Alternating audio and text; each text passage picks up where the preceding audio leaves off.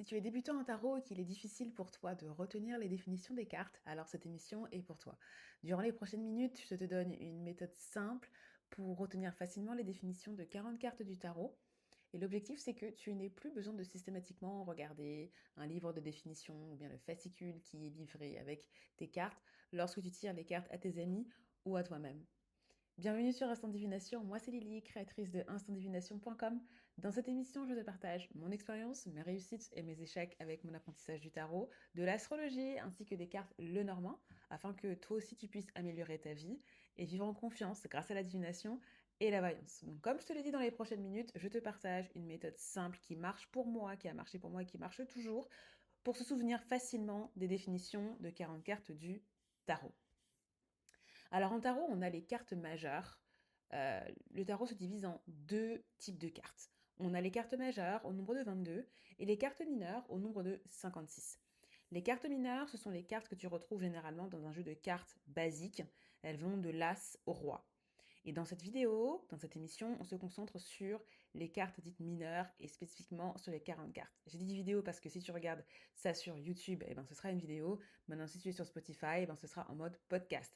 D'ailleurs, dans une prochaine émission, je te montrerai une méthode pour retenir les définitions des 22 cartes majeures ainsi que pour les cartes dites de cours. Donc je t'invite, si tu regardes cette vidéo sur YouTube, à t'abonner à la chaîne si tu ne veux pas la rater et à me retrouver pour la prochaine émission sur Spotify. Alors, avant, je vais d'abord te parler de l'anatomie de la carte de tarot très rapidement, car il faut que tu comprennes de quoi on parle. Donc normalement, bon, je pense que tu sais déjà de quoi il s'agit, mais tu verras que sur toutes les cartes de tarot, il y a une structure, d'accord? Et si je prends une carte mineure, comme par exemple 2 de pentacle, ce que tu vois sur une carte de tarot, c'est que tu as d'abord une image, tu as le nombre 2 et tu as la suite. Le nom de la suite, ici, c'est pentacle.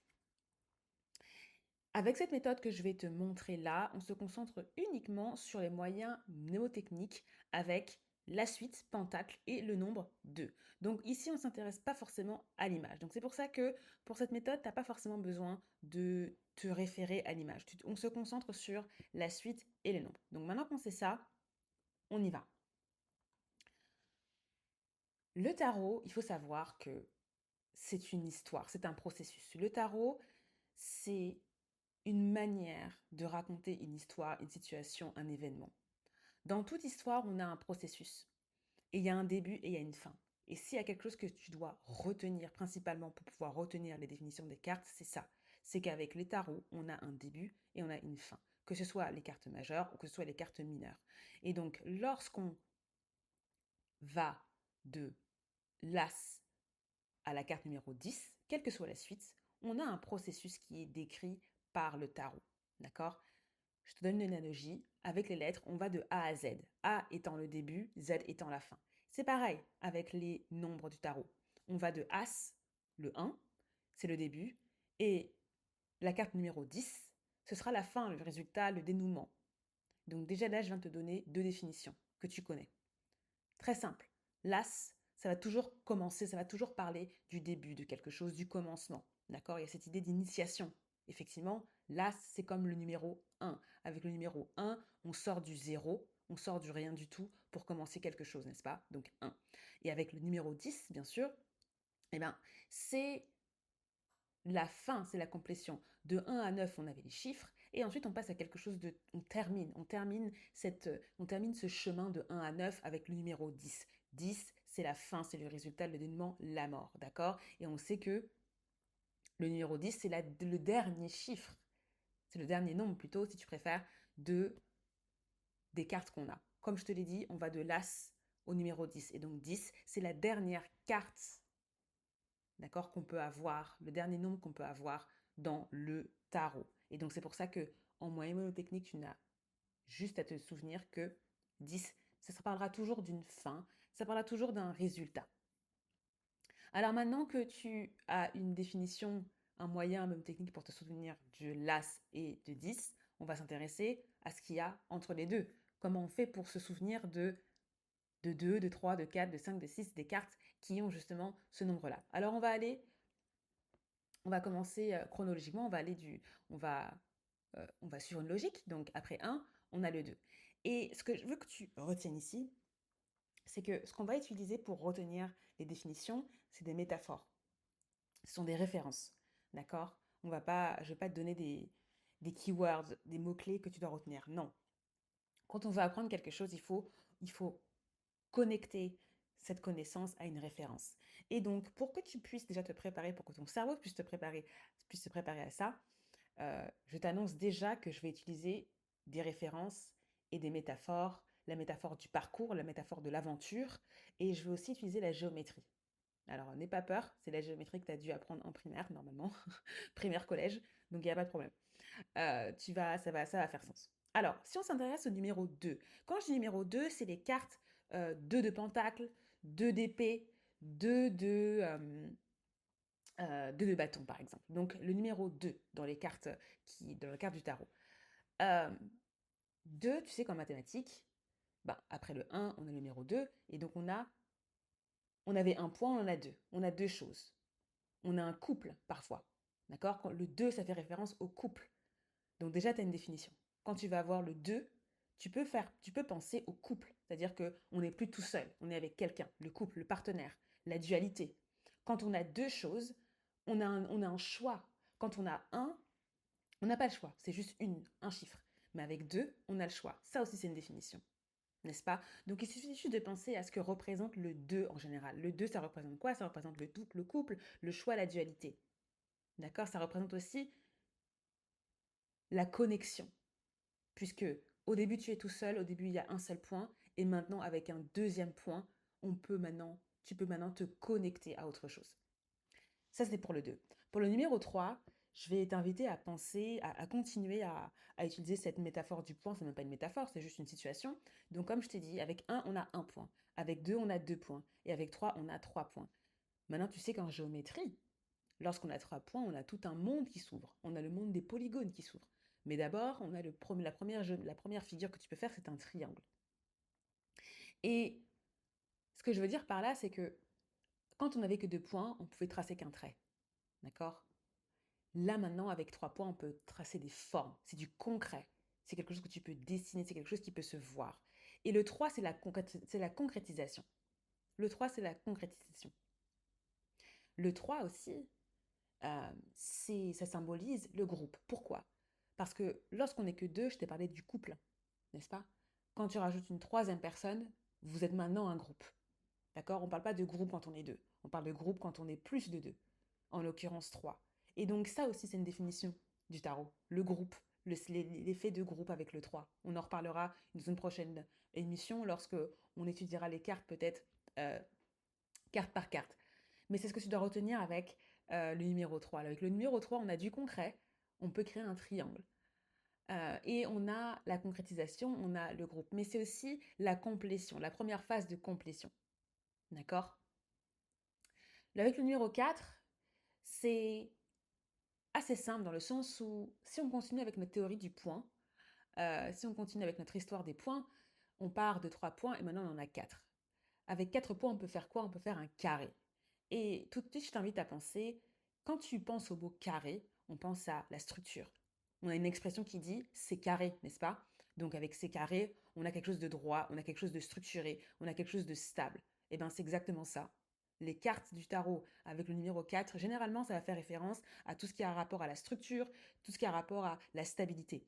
N'oublie pas, avec 4 roues, on peut avancer avec une voiture. Avec 4 pieds, on peut poser quelque chose et on peut créer une table et on a de la stabilité. On peut se reposer. Et avec le numéro 4, on aura toujours cette idée de repos, on aura cette idée de structure, on aura cette idée de quelque chose qui ne bouge pas, de stabilité. D'accord? Et puis après, on a le numéro 5. Numéro 5, j'ai envie de te faire penser au cinquième point qui arrive. Je t'ai dit que là, maintenant, on avait 4 avec le numéro 4. Maintenant, quand on passe à 5, on a un cinquième point. Et ce cinquième point, bah, quand il arrive et qu'il voit ces 4 points-là, il est un peu tout seul. Tu sais, on parle de cinquième roue du carrosse. La cinquième roue du carrosse, c'est une roue qui sert à rien. D'accord? Et on a ça avec le numéro 5. Tu verras que dans les cartes du tarot, quand on a 5 de pentacle, 5 de bâton, on a toujours cette idée de contention, on a cette idée de déception, notamment avec le 5 de coupe, on a cette idée de laisser pour compte aussi avec le 5 d'épée. n'est-ce pas? Pourquoi? Parce qu'avec le 5, on a un point qui se rajoute quand on a l'harmonie avec 4 points, et maintenant on vient rajouter un cinquième point qui sert à rien, en fait, finalement, qui sert à rien et qui crée de la disharmonie, du moins d'harmonie. Là, j'utilise un mot anglais, disharmony, mais t'as compris.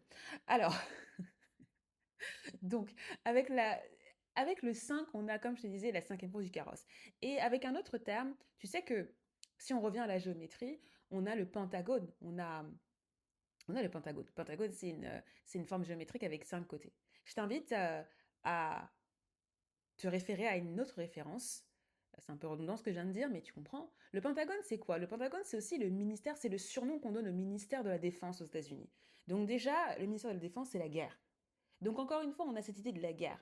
Et donc pour retenir aussi la définition de 5 de pentacle, surtout 5 de bâton, tu penseras à la guerre. Donc avec le numéro 5, on a l'idée de déception, de laisser pour compte, cinquième roue du carrosse, quelque chose qui sert à rien, quelqu'un qui sert à rien. Alors pas en réalité, mais en tout cas quelqu'un qui a la sensation de ne servir à rien. On a la guerre, on a les querelles, l'isolation, parce qu'on a un cinquième point qui vient se rajouter à l'harmonie, à la stabilité du 4, n'est-ce pas? Maintenant, on passe au 6. 6, avec le 6 c'est 3 plus 3. D'accord? Qu'est-ce qu'on a dit sur le 3? On a dit qu'avec le 3, on avait une première phase de complétion, on peut créer un triangle, c'est chouette, on peut commencer à faire des formes.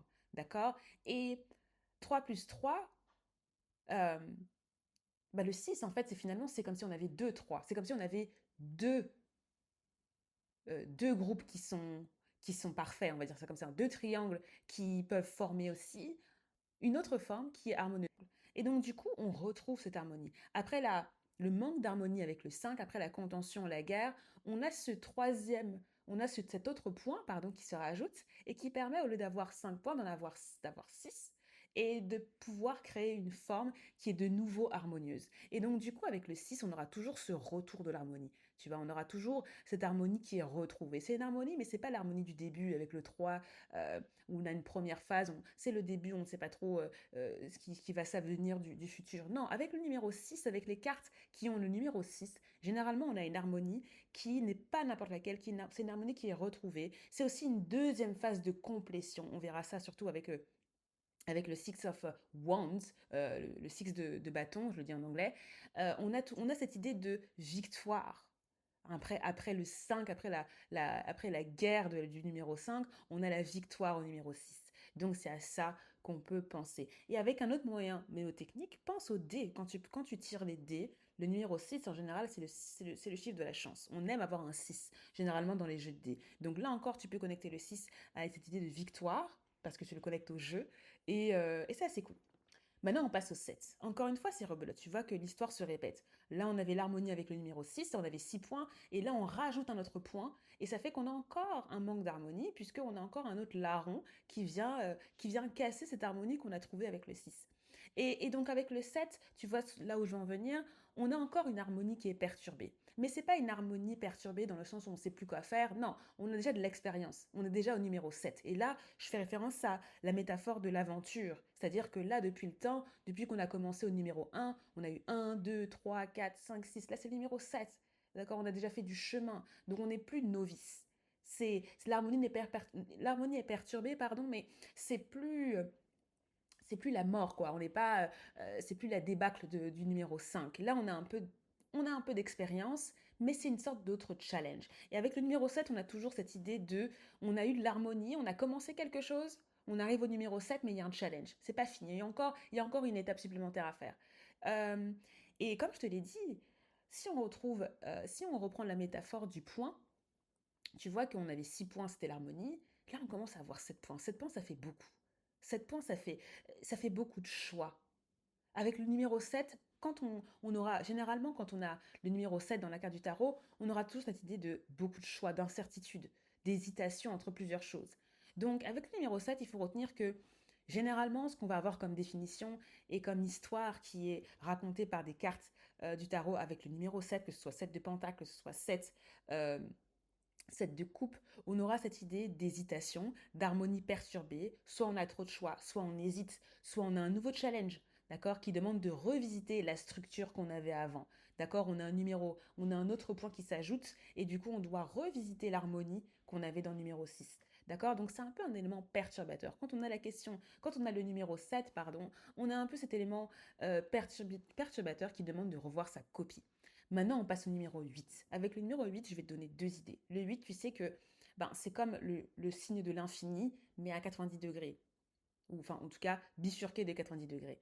Et donc déjà, c'est ça. Tu peux retenir qu'avec le 8, on a cette idée d'infinité. On a cette idée comment dire, de tourner en rond finalement. Euh, Tu vois, l'infini, c'est quelque chose qui ne se finit pas finalement, ça paraît logique, mais on a cette idée de tourner en rond avec le 8. Quand tu vas avoir le numéro 8 dans les cartes, une carte 8 de pentacle, alors pas 8 de pentacle plutôt, mais on le voit souvent avec 8 d'épée, on a cette idée de tourner en rond, rester bloqué, ne pas réussir à sortir du circuit. Tu vois que le 8, finalement, ça fait penser à un circuit de Formule 1. Si tu représentes le 8, ça peut être un circuit de Formule 1 ou de moto, que sais-je. Ça peut penser au circuit. L'idée que tu tournes en rond, que tu tournes, et que tu n'arrives pas à sortir de cet infini, de ce circuit-là. Et le 8, si on continue avec la métaphore du circuit, c'est aussi la fulgurance, c'est aussi la rapidité. Et donc on aura ça avec le 8 de bâton, le 8 of Wands, on aura justement aussi cette idée de fulgurance. D'accord? Donc avec le 8, on a le retour de l'harmonie parce qu'on a roulé notre boss, c'est bon, après le 7, on a compris, le challenge, on a roulé notre boss, d'accord? On n'est plus surpris par les nouveaux points. Si reprend la métaphore du point, on n'est plus surpris d'avoir maintenant un autre point qui s'ajoute, c'est bon, c'est vu, c'est revu, on connaît. D'accord? Donc avec le numéro 8, on a aussi la maîtrise. C'est bon, on arrive bientôt à la fin de notre parcours, il ne nous reste plus que deux chiffres, enfin un chiffre et un nombre d'ailleurs, et c'est bon, on maîtrise, on a quasiment fini notre apprentissage, on a fini notre aventure. Et donc c'est aussi ça le 8. Maintenant avec le 9, ce qui se passe, c'est que le 9, c'est le chiffre avant le 10. Tout simplement, il ne faut pas aller trop loin. C'est la dernière étape avant la fin. Et je pense que s'il faut retenir une définition, c'est ça. S'il faut retenir une idée, c'est ça. C'est que le 9, c'est ce qui arrive avant la fin. On y est presque. C'est l'idée que, voilà, c'est la fin au bout du tunnel, et on y arrive. Et puis le 9 aussi, il faut savoir que c'est aussi un chiffre qui est un peu magique, dans le sens où si tu penses aux tables de multiplication, la table de 9, quand on compte les chiffres qui composent les nombres de 9, que ce soit le 9, que ce soit 18, 8 plus 1, ça fait 9, d'accord? Ainsi de suite, 2 plus 7, ça fait 9 aussi, etc. Donc on a un peu cette idée de magie avec le 9, on a un peu cette idée de chance. Et tu verras que par exemple le 9 de coupe, on a cette idée de chance, d'obtenir ce que l'on désire. Et donc du coup, il y a un peu cette idée avec le 9, c'est qu'il y a cette idée de chance, cette idée d'obtenir ce que l'on veut aussi finalement. Et puis, encore comme je te l'ai dit, c'est la dernière étape avant la fin. Tout simplement. Et donc maintenant, on termine avec le numéro 10. Le 10, je t'en ai déjà parlé, c'est la fin, tout simplement, c'est la complétion, c'est l'idée on est arrivé, on a fini le parcours, on retrouve une certaine harmonie avec le 10, puisqu'on a 1 plus 0 égale 1, donc on retrouve le 1, on retrouve l'unité. D'accord? Donc on a cette idée d'unité avec le 10, la satisfaction d'avoir terminé le résultat, les fruits de tout ce qu'on a fait avant. Donc voilà, là déjà je t'ai donné 10 définitions. Maintenant, tu dois te poser la question de oui, mais tu m'as parlé de pentacle, tu m'as parlé de épée, tu m'as parlé de coupe. Alors, comment je fais pour savoir qui est quoi? Donc là, je vais t'introduire, si tu ne le sais pas déjà, avec les thèmes, justement, qui sont abordés avec les suites. Donc, comme je te l'ai dit, et comme tu le sais, comme dans les cartes, comme dans les cartes classiques, hein, on a cœur, trèfle, pique et carreau, et au tarot c'est pareil, on a des suites, d'accord? Donc ce ne sera pas carreau, cœur comme je viens de te l'expliquer, c'en est d'autres. On a pentacle, bâton, coupe et épée.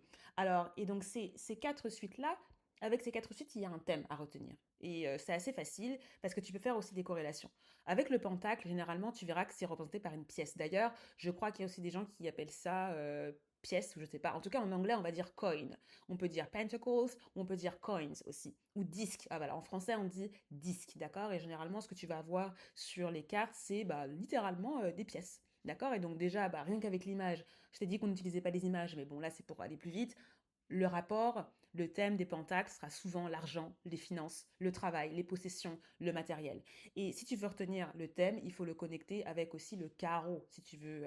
Le carreau, quand tu penses au carreau aussi, il y a cette idée euh, il y a cette idée de matériel et cette idée de concret. D'accord? Avec le bâton, c'est rapport à l'ambition, tout ce qui a des activités que l'on fait, les ambitions qu'on a. Le bâton, c'est un rapport à l'énergie. Mais d'ailleurs, avec un bâton, il y a aussi toutes les idées de combat. de l'énergie qu'on va donner pour avancer. Avec le bâton, quand tu es un randonneur, tu utilises ce bâton pour avancer, n'est-ce pas? Donc avec ce bâton, il y a cette idée d'énergie. Avec la suite des bâtons, on a les thèmes des ambitions, des activités, de l'énergie, du dynamisme aussi. D'accord? Et aussi des combats. Donc c'est tout ça. Quand tu vas avoir une carte de la suite des bâtons, ce sera toujours cette idée de ambition, activité, énergie. Avec les coupes, on fait référence aux émotions. Aux émotions, que ce soit l'amour, le bonheur, l'amitié, les sentiments. Et d'ailleurs, pour retenir ça facilement, les coupes, en fait, c'est l'équivalent de cœur. D'accord? Donc en fait, les cœurs dans les cartes normales. Euh, si on utilise les carreaux, trèfle, cœur et pique, l'équivalent de coupe, c'est cœur. Donc tout de suite, on pense aux émotions, amour, bonheur, amitié, sentiments. C'est les thèmes qui sont abordés avec les cartes qui appartiennent à la suite des coupes. Et enfin, on a l'épée, la suite d'épée. Donc là, c'est assez straightforward.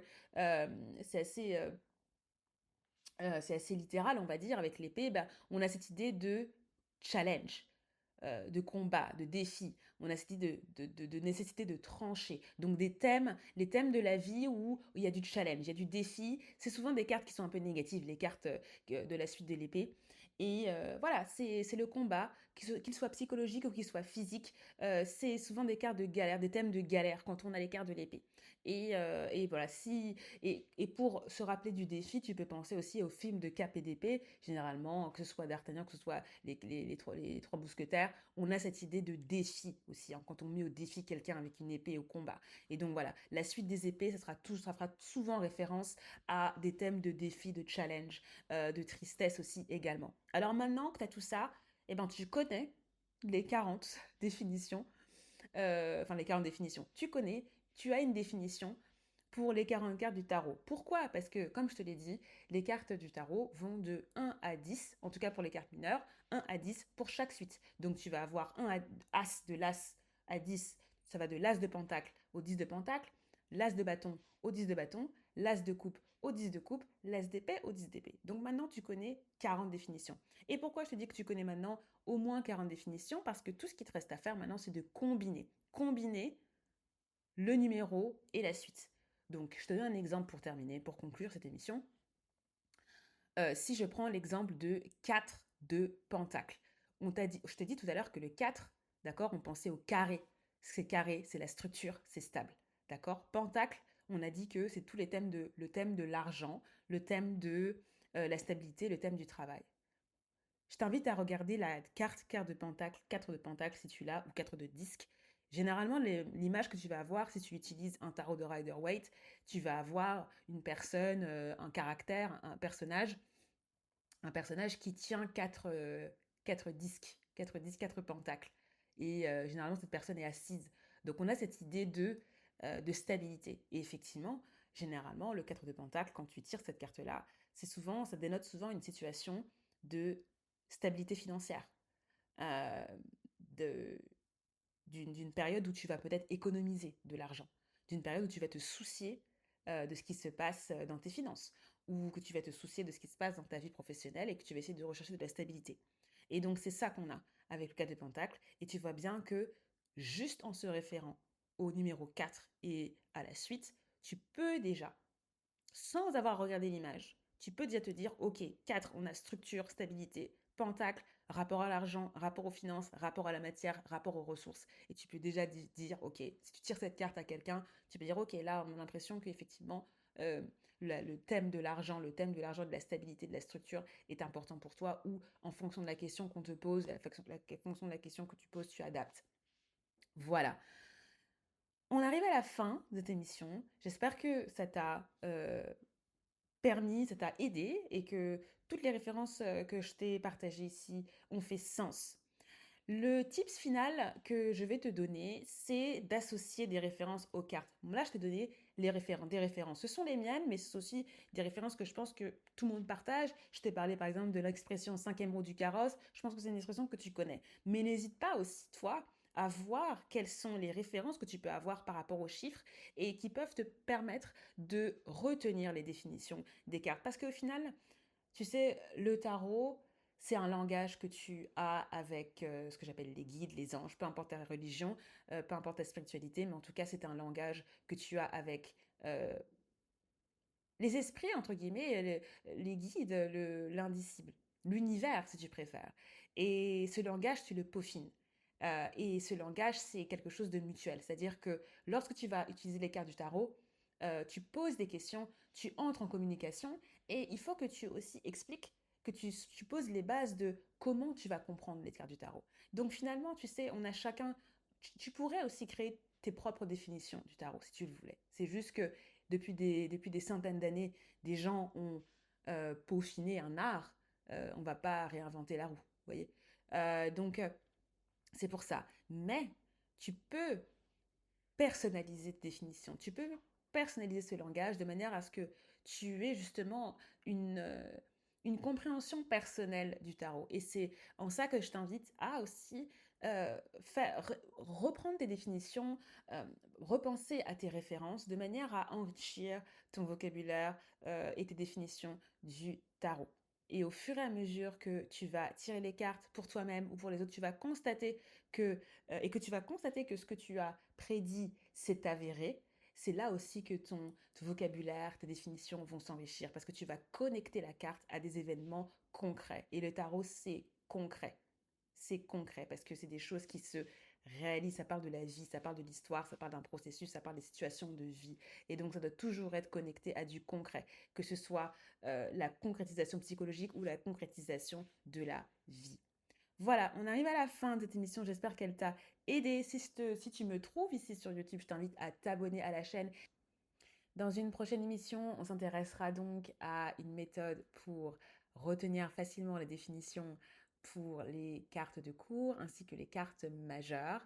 Et en attendant, si cette émission t'a plu, je t'invite à liker, à partager, à aussi laisser un commentaire pour me donner ton avis. Aussi, si tu as d'autres méthodes, d'autres définitions, je t'invite à les partager en commentaire si tu te trouves sur YouTube. Et si tu te trouves sur Spotify, je te remercie et je t'invite à me retrouver pour la prochaine émission. Merci, à bientôt, bye.